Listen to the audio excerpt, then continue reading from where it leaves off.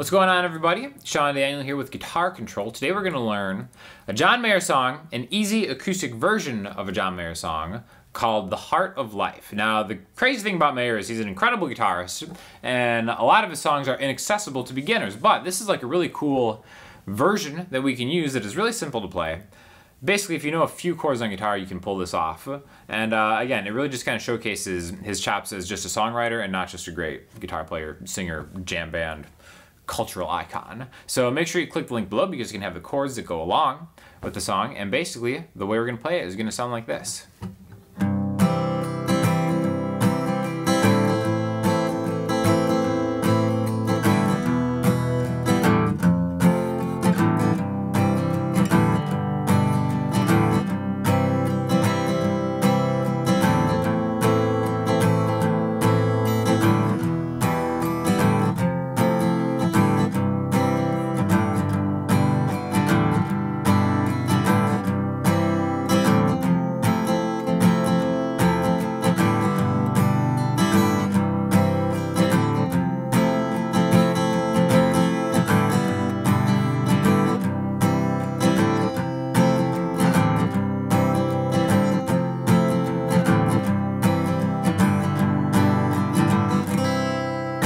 Basically the entire thing. So let's get it going. We're starting with, this is in the key of C, where we're playing it.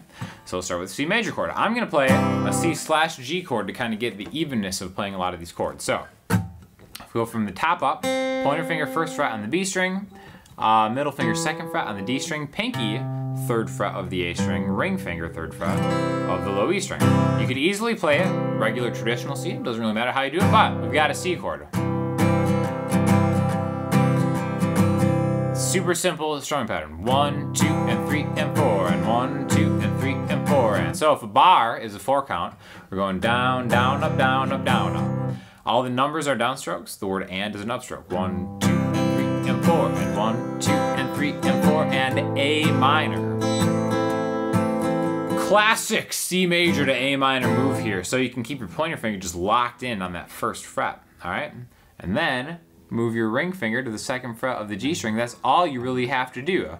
Now, when I'm doing it, sometimes I'll actually pick up my middle finger too, just to kind of make room for my ring finger to scoot in there. But basically, it's the same strumming pattern. 1, 2, 3, and 4, and 1, 2, and 3, and 4, and A minor. 2 bars each. Then the next bar, E minor, F, C, So this part seems a little bit faster, but we're just staying on the chords for less time. So we're gonna go to an E minor chord. Everybody's favorite E minor chord, so easy. Middle finger second fret on the A string, ring finger second fret on the D string. Getting all 6 strings. Same strumming pattern, but now instead of 2 bars like the first 2 chords, just 1 bar. 1, 2, and 3, and 4, and F.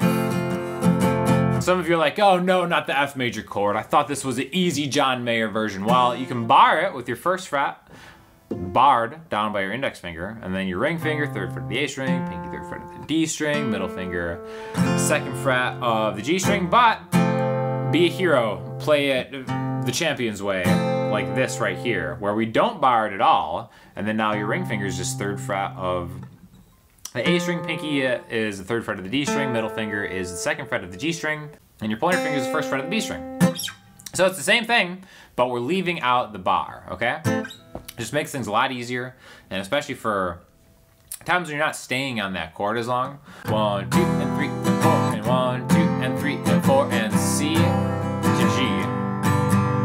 Right? So 1 bar each of E minor, F, back to C. Look at how easy that transition from F to C is, instead of F to C. Okay, so we're really just kind of being efficient here, and that's what makes this so much easier. That's why I like having that C/G, that C major chord with a G in the bass, like we talked about at the beginning.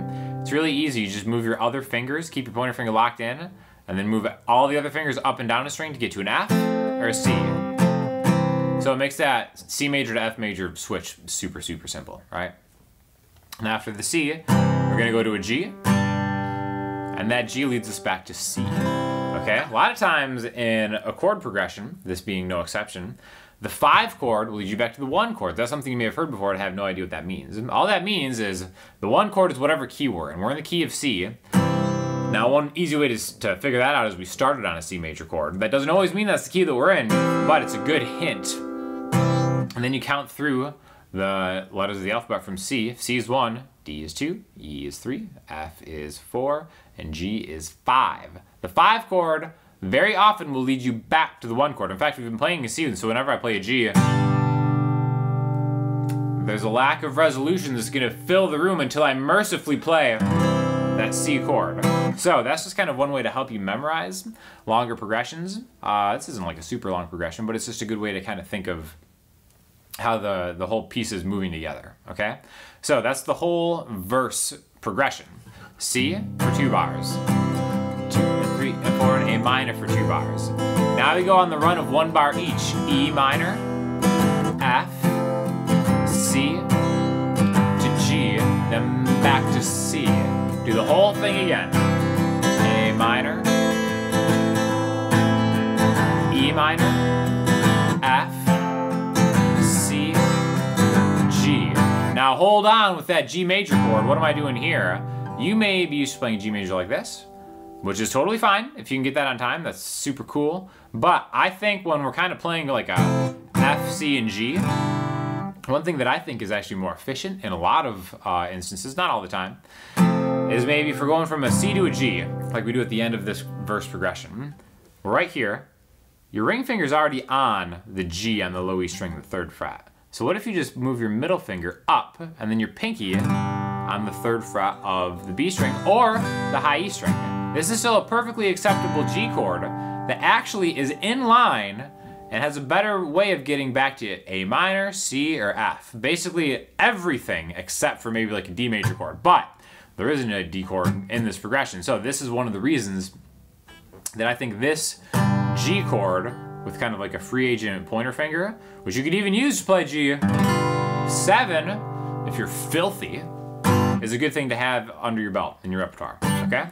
So that's the whole entirety of the verse. One more time, we'll go C, 2 bars, A minor, that run of 1 bar, E minor, F, C, G.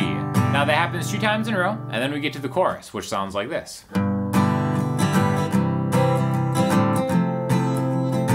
These chords might look familiar.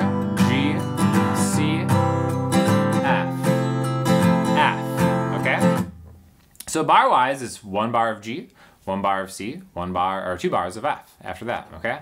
Now, a great way to remember this is as numbers, just kind of like we talked about, a 5 to a 1. These chords are gonna take us home the rest of the way, all right? These chords are at the very heart of life, at the heart of a guitar, the 1, 4, and the 5 in the key of C. Remember, C is 1, D, E, F is 4, G is 5.